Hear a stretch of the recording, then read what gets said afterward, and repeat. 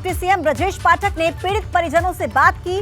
Deputy CM के सामने परिजनों ने कई मांगे रखी। 1 करोड़ रुपए की आर्थिक सहायता की मांग उनकी तरफ से की गई। दोनों भाइयों ने सरकारी नौकरी दिलाने की भी मांग की। पीड़ित परिजनों के लिए जमीन के पट्टे की मांग भी की गई है। आरोपियों पर सख्त कार्रवाई और सीएम से मिलने की भी मांग परिजनों की तरफ से जताई गई है।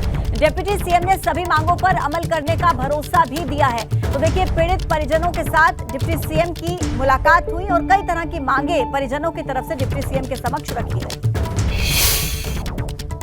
कानपुर की घटना को सरकार ने बहुत ही गंभीरता के साथ लिया है। एसडीएम सहित जितने भी अधिकारी कर्मचारी मौके पर दोषी पाए गए हैं उनके खिलाफ जो एफआईआर की आदेश हो गए हैं, एफआईआर हो गई है और इसमें हम सख्त कार्रवाई करेंगे, कड़ी से कड़ी सजा देंगे।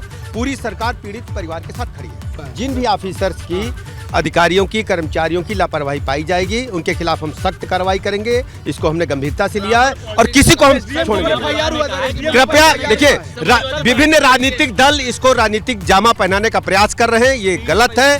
हमारी सरकार पीड़ित पक्ष के साथ खड़ी है। हम किसी भी स्थिति में कानून के राज का एक प्रतिनिधिमंडल भेज रहा है सपा, देखिए वो केवल राजनीतिक वितंडा खड़ा कर रहे हैं। हमारी सरकार पीड़ित परिवार के साथ खड़ी है और इसमें कड़ी से कड़ी कार्रवाई करें, किसी को नहीं छोड़ेंगे।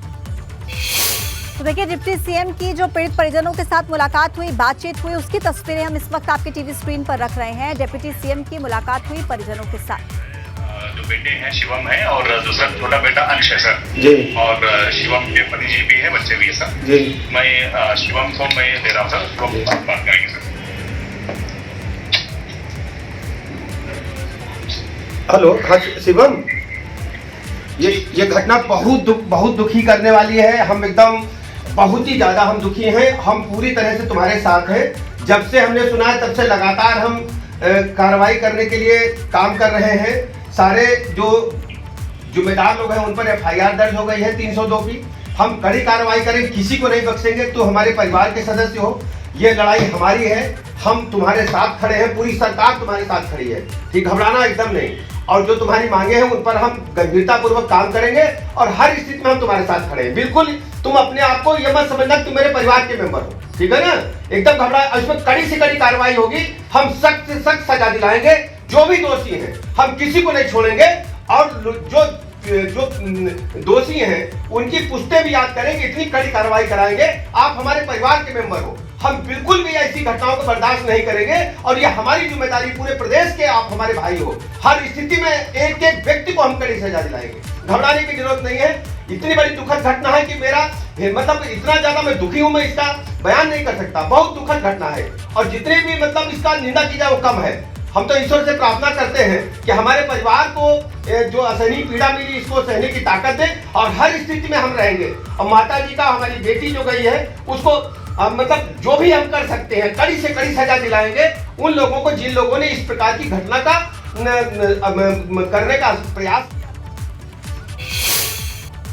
तो सुना आपने, देखिए डिप्टी सीएम की बातचीत हुई है पीड़ित परिजनों के साथ। वीडियो कॉन्फ्रेंसिंग के जरिए उन्होंने बेटे से बात की है, आश्वासन दिया है कि कड़ी से कड़ी सजा दी जाएगी। इस पूरे मसले पर राजनीति नहीं होगी, बल्कि जो भी दोषी हैं उनको कड़ी से कड़ी सजा दी जाएगी। ये आश्वासन डिप्टी सीएम की तरफ से दिया गया है। देखिए, कानपुर देहात अग्निकांड जो हुआ उसमें मां बेटी की मौत हो गई और अब इसी मामले को लेकर सियासत भी गर्म है। लेकिन डिप्टी सीएम ने इसी बीच पीड़ित परिजनों के साथ वीडियो कॉन्फ्रेंसिंग के जरिए बातचीत की है, जिसकी एक्सक्लूसिव तस्वीरें एबीपी गंगा के पास है और हम आपको वो तस्वीरें दिखा रहे हैं। ब्रजेश पाठक ने देखिए उनसे बात की और साथ ही साथ उनको भरोसा दिया हर संभव मदद उन्हें मिलेगी।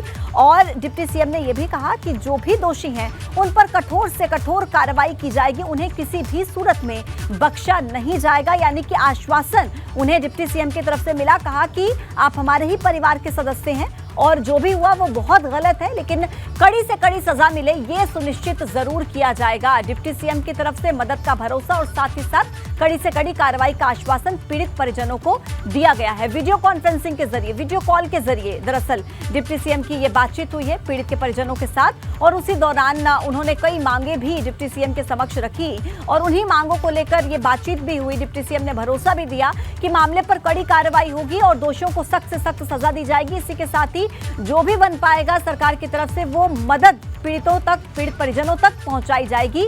यह आश्वासन डिप्टी सीएम की तरफ से दिया गया। वीडियो कॉल के जरिए डिप्टी सीएम ने पीड़ित परिजनों से बातचीत की थी।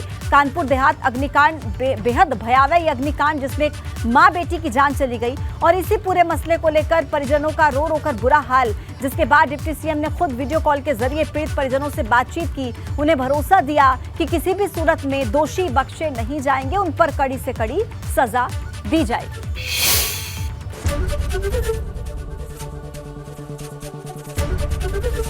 एबीपी गंगा, खबर आपकी, जुबान आपकी।